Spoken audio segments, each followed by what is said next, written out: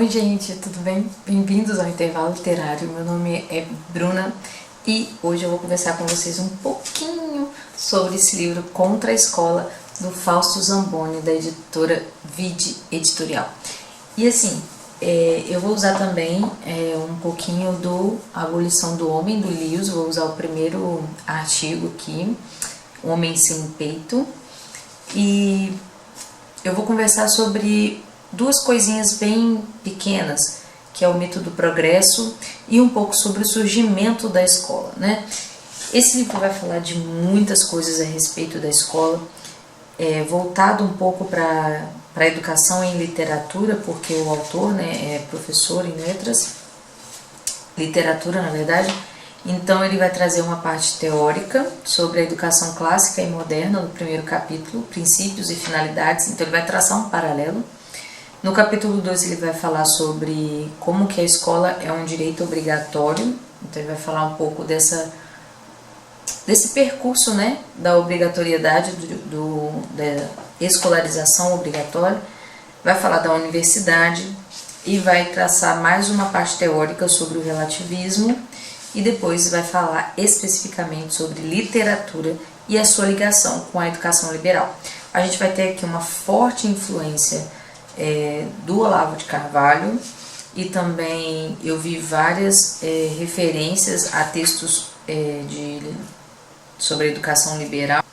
Você tem muitas citações, é um livro muito rico e os textos são assim bem encadeados.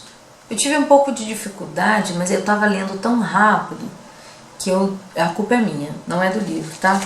Mas eu depois voltei, reli as minhas notas, fiz muitas notas, muitas marcações e conversa muito aqui no início, né? Conversa bastante com o Maquiavel Pedagogo. Então foi ótimo ter lido Maquiavel Pedagogo antes, porque deu para entender melhor essa parte aqui do livro. Então vamos lá, eu quero essa primeira parte sobre o mito do progresso.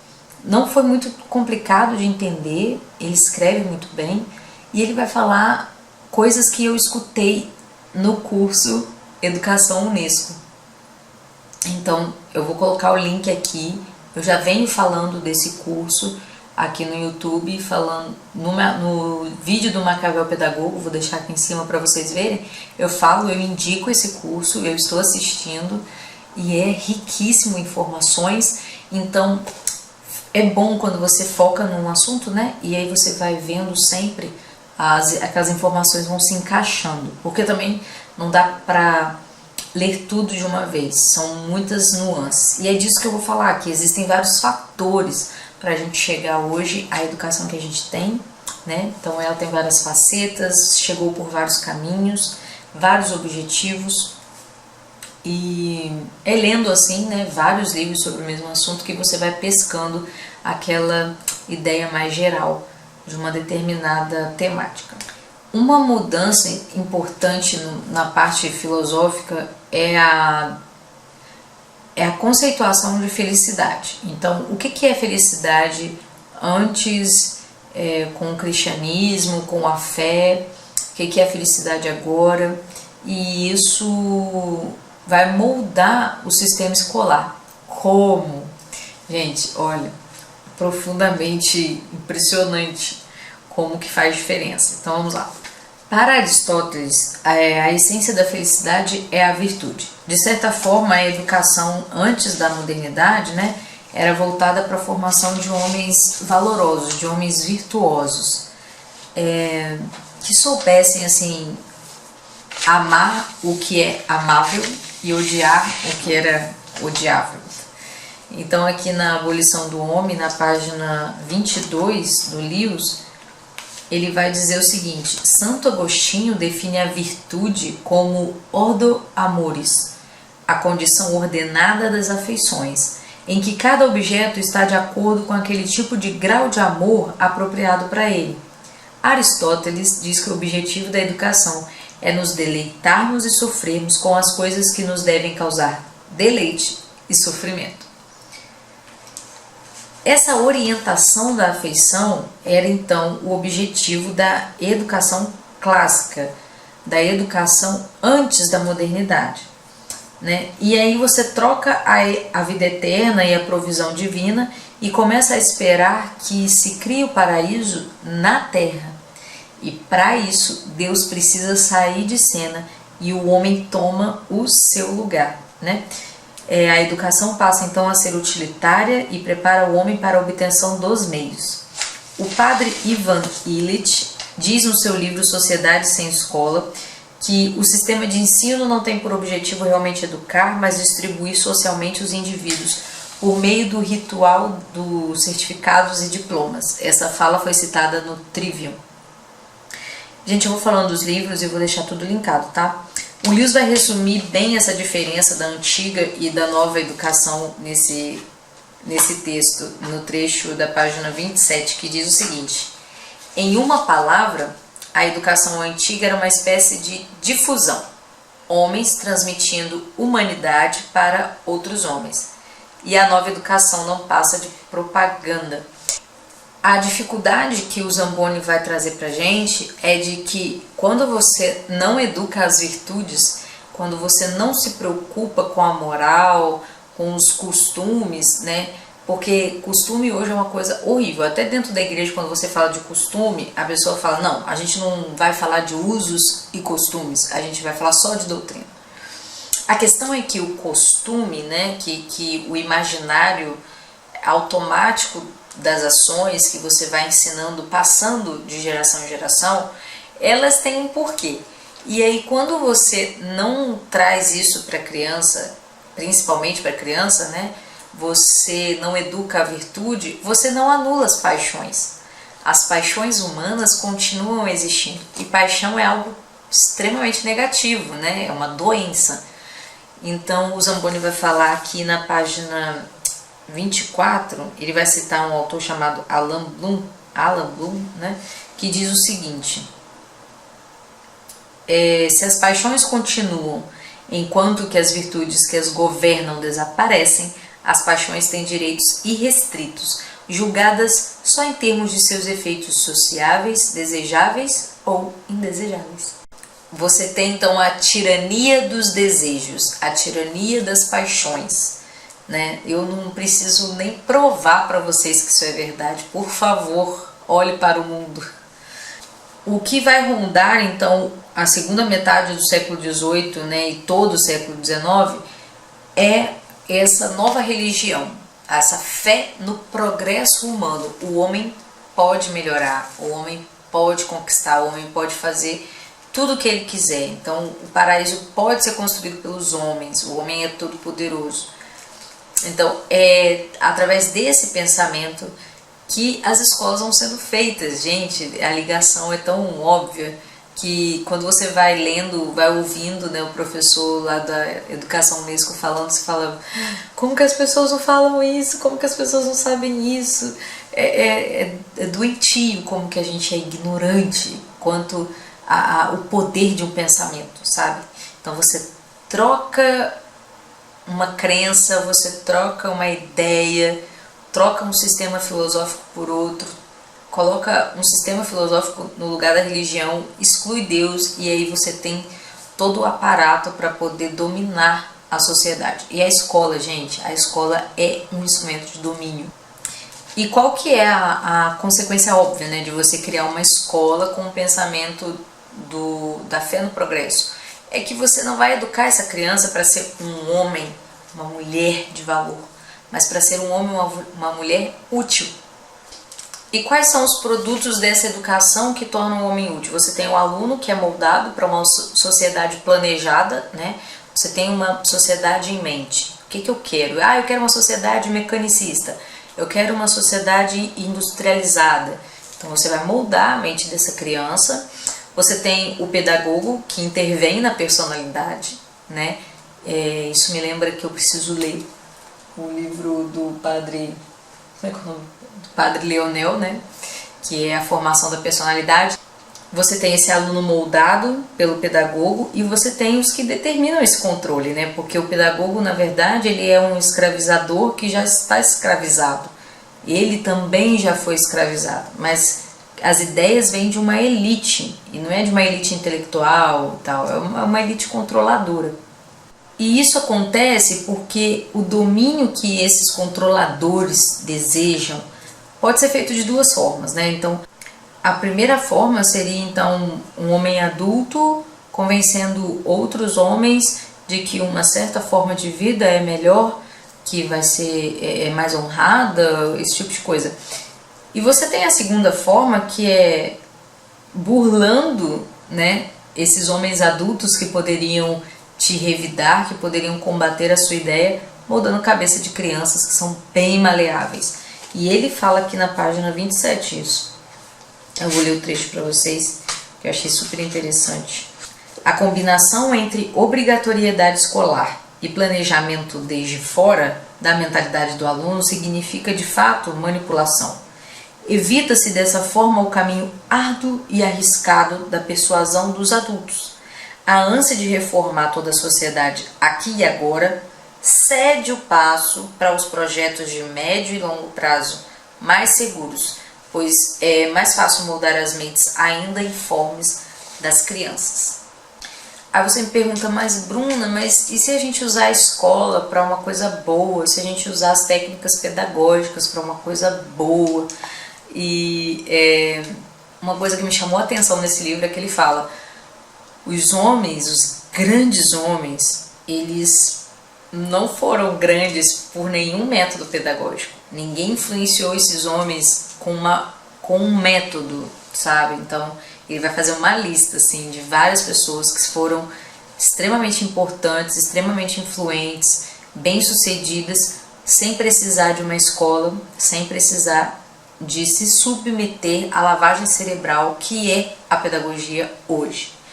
E esse objetivo de você educar igualmente todo mundo já denota esse lado totalitário, porque você não leva em conta as particularidades, nem a liberdade, porque uma pessoa pode virar e falar assim, eu não quero ser educada, eu não tô afim de estudar, não tô afim de me submeter a uma sala de aula, eu quero desenhar quadrinho, cara, eu quero plantar um terreno inteiro de maçã para poder vender, eu quero...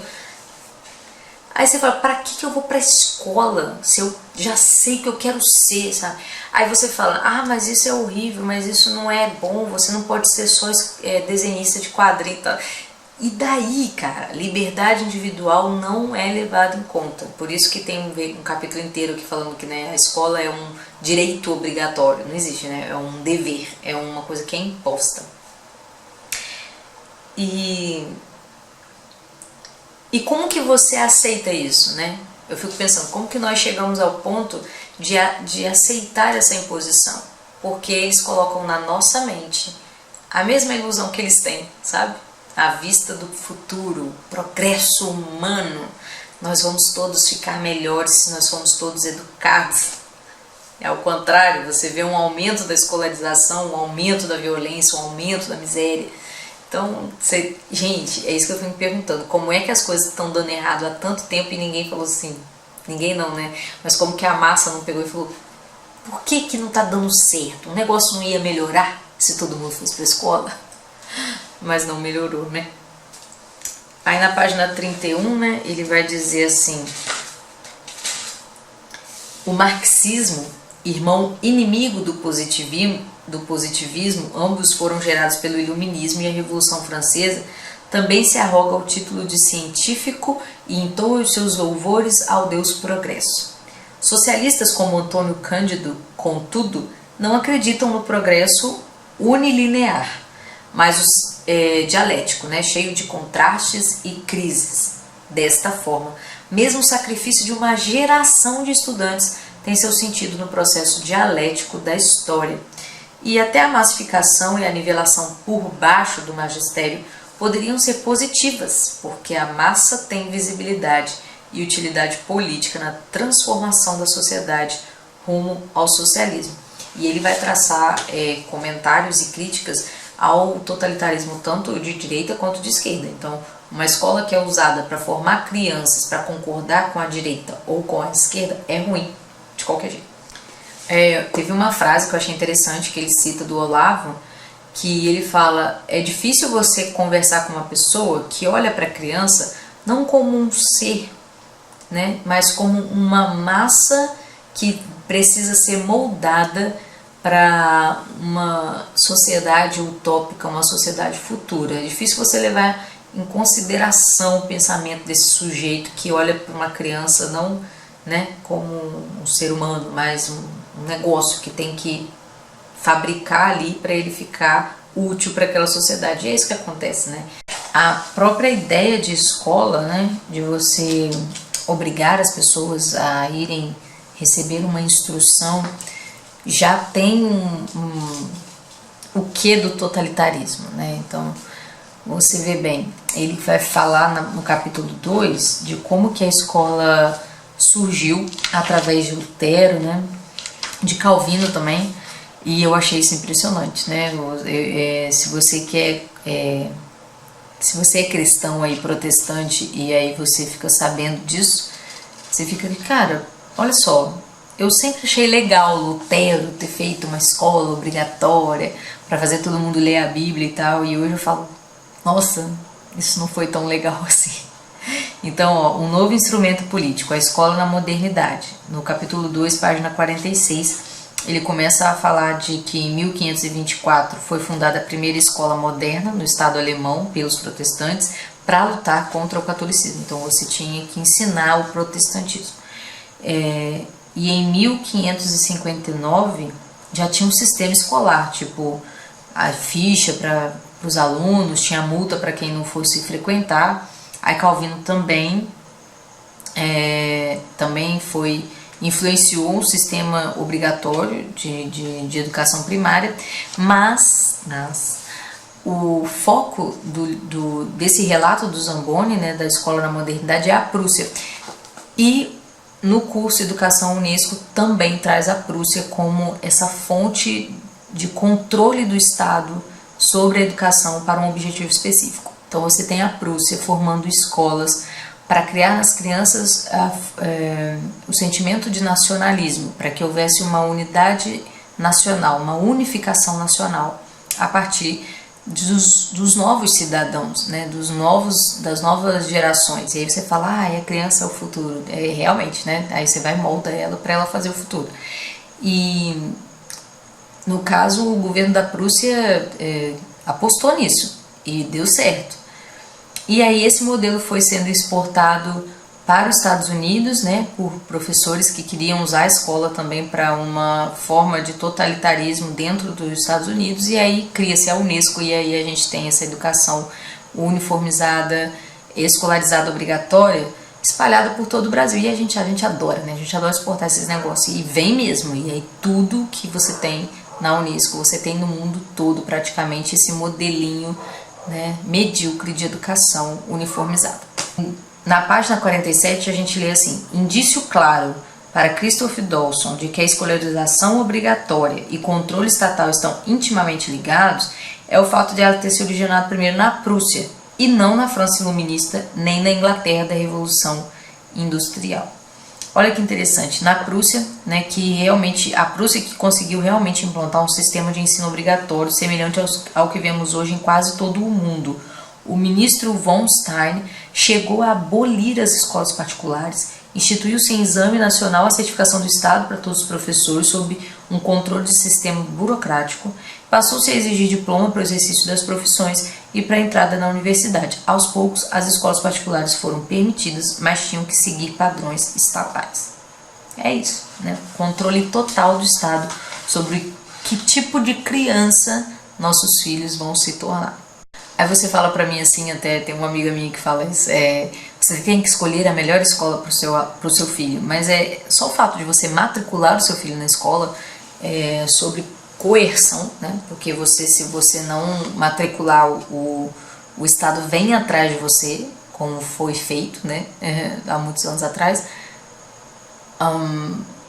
já é baixar a cabeça para esse tipo de obrigação. Então não adianta, você colocou seu filho na escola, você já está fazendo mal a ele. Olha só o que Napoleão falava.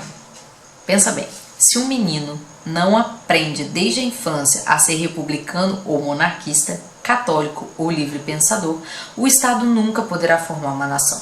Apoiar-se-á em bases indefinidas e inseguras, sempre exposto a desordens e mudanças. Tá vendo? Você pensa no Estado, na ordem do Estado, no crescimento da economia, você pensa em tudo, menos naquilo que vai trazer liberdade para uma pessoa, né? Que é formação da sua personalidade, formação da moral, conhecer a si próprio, conhecer a história da humanidade. Não, a gente está pensando para o futuro. Larga esse negócio de história, larga esse negócio de filosofia, larga isso, vamos pensar no futuro. O que você vai fazer? Eu vou ser médico, vou ser veterinário.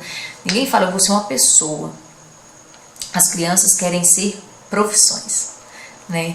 Então você vê que não tem mais formação. Eu quero ser pensador, eu quero ser inteligente, eu quero ser melhor do que eu sou hoje. Não, eu quero ser alguma coisa que ganhe dinheiro. Eu quero ser médico, eu quero ser funcionário público. Tô mentindo? É óbvio que esse livro vai falar muito mais coisas. Eu estou falando um pedacinho. E eu vou trazer também um vídeo como esse, falando também sobre esse livro, mas na parte de literatura, que vai falar das universidades, tá? Então, preferi fazer assim do que falar do livro todo, porque o livro é muito extenso, muito profundo, muita informação. E eu acho que só de dar esse gostinho já conta aí como indicação desse livro, né? Vou deixar o link aqui embaixo, se você quiser comprar esse livro. Comprando pelo link você me ajuda, porque uma parte do dinheiro vem pra mim, sem você gastar nada. Se inscreva no canal, dá um like, fala o que você achou, já leu esse livro, já leu Maquiavel Pedagogo, já está assistindo o vídeo Educação Unesco? Eu gostaria muito de conversar com vocês sobre esses assuntos, porque eu tenho lido bastante e o canal serve para isso, pra gente fazer amizade, conversar, tá? Então se você não concordou com alguma coisa, me mostra no livro, me explica, porque a gente está aqui para aprender. Vamos terminar 2019 lendo. Um beijo e até o próximo vídeo. Na página 47, você tem assim, indício claro para Christopher Dawson de que a escolha